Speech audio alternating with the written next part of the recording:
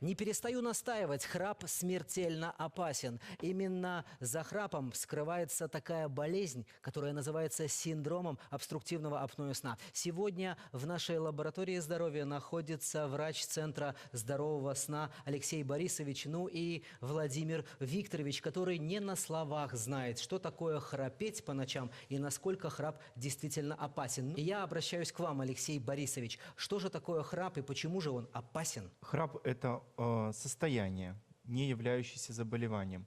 Но за маской этого состояния может скрываться такое заболевание, как синдром сонных апноэ, остановки дыхания во сне. Он может быть обструктивного генеза, то есть причина вследствие западения корня языка.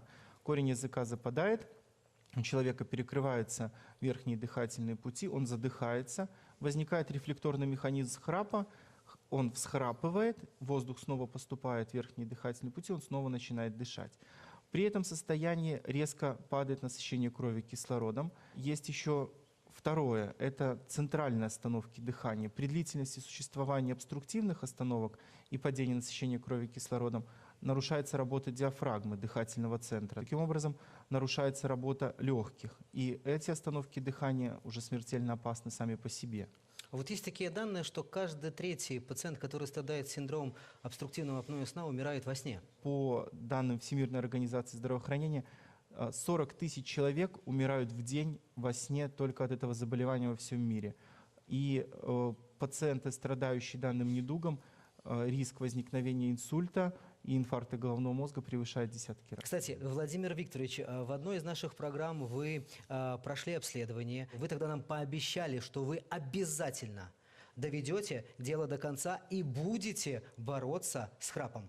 Слово сдержал и борюсь. Рассказывайте, что вы успели сделать? Приобрел аппарат, получил инструкцию, как им пользоваться, и благополучно пользуюсь вот уже несколько месяцев. А какие, может быть, физические новые ощущения у вас появились? Стали, может, лучше высыпаться? Что еще? Честно говоря, сам не ожидал, что так все произойдет. Я высыпаюсь. Я утром совершенно другой человек. Я работоспособен. На что-либо пожаловаться теперь даже сложно. И теперь я совершенно спокойно сажусь за руль и знаю, что я из точки А доеду в точку Б и не засну по пути. Кстати, это вот одна из самых страшных угроз. Да? Те люди, которые 300-400 раз за ночь просыпаются, они, конечно же, не высыпаются. И, конечно, на утро, если они водители, разбиты и могут совершить в любую секунду дорожно-транспортное происшествие. Абсолютно верно. Смысл в том, что каждая остановка дыхания выбрасывает человека в поверхностную фазу сна.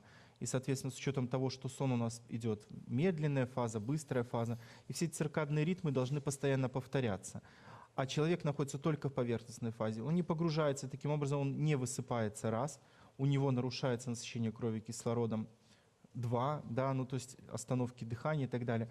И человеческий организм пытается как-то это компенсировать в дневное время, ищет любые моменты для того, чтобы уснуть. Если есть такая проблема, синдром обструктивного апноэ сна, что дальше делать? Золотым стандартом лечения во всем мире и единственным полностью компенсируемым состоянием и лечением, которое может привести к излечению, да, что немаловажно, это СИПАП-терапия.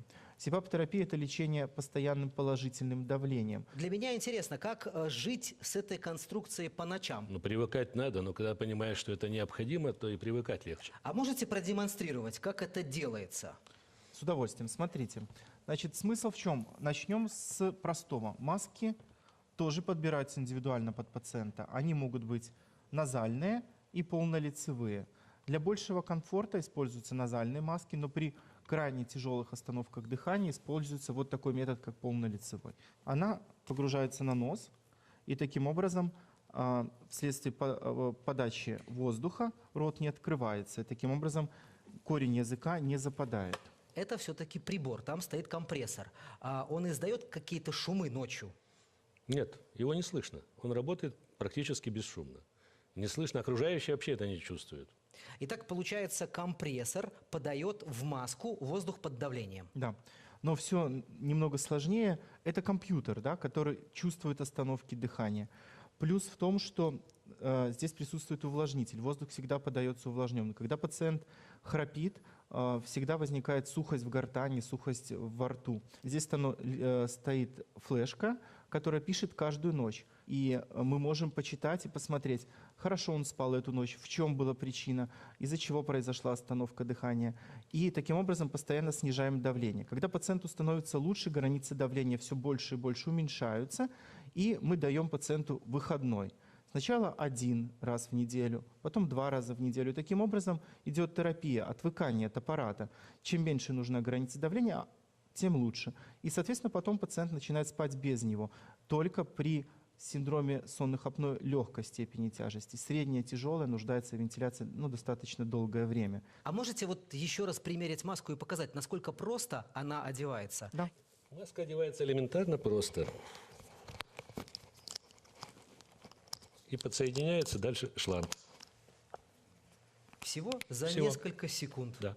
Давайте посмотрим, как же справляется СИПАП-терапия с ночными апноэ. Итак, СИПАП-терапия – это своего рода искусственная вентиляция легких. Во время сна небольшой компрессор подает под давлением струю воздуха в верхние дыхательные пути человека. Все это происходит синхронно с каждым вдохом. Причем давление для каждого вдоха аппарат подбирает индивидуально. В результате этого дыхательные пути как бы раздуваются, мышцы гортани все время находятся в расправленном состоянии. Не происходит их смыкания, соответственно, человек перестает храпеть и нет остановок дыхания. Вот в этом и есть самая главная роль СИПАП-терапии. Давайте еще раз повторим, в чем же успех СИПАП-терапии, почему СИПАП-терапия действительно необходима всем пациентам с синдромом обструктивного апноэ сна?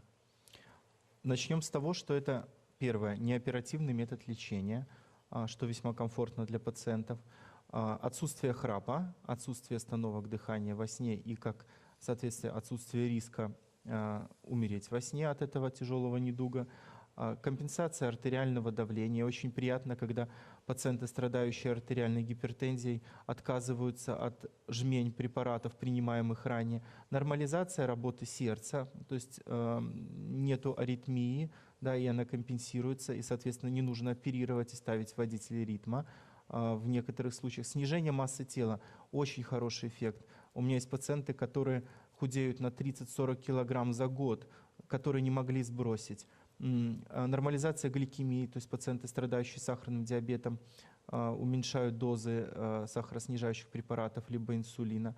Очень хороший эффект, который мы недавно только нашли для мужчин, это нормализация потенции. И самое главное, что этот аппарат позволяет уменьшить риск развития тех самых заболеваний, которые связаны с постоянным недостаточным поступлением кислорода в кровь. Что ж, Алексей Борисович, огромное вам спасибо. Ну а вам, Владимир Викторович, я желаю крепчайшего здоровья. Спасибо. И хочу, чтобы вы и дальше продолжили свое плодотворное лечение. Ну и Непременно. радовали своих близких тихим и спокойным сном. Спасибо. Непременно буду стараться держать себя в тонусе. А мы сейчас вам расскажем еще о некоторых мелочах, которые помогут сделать ваш сон более комфортным.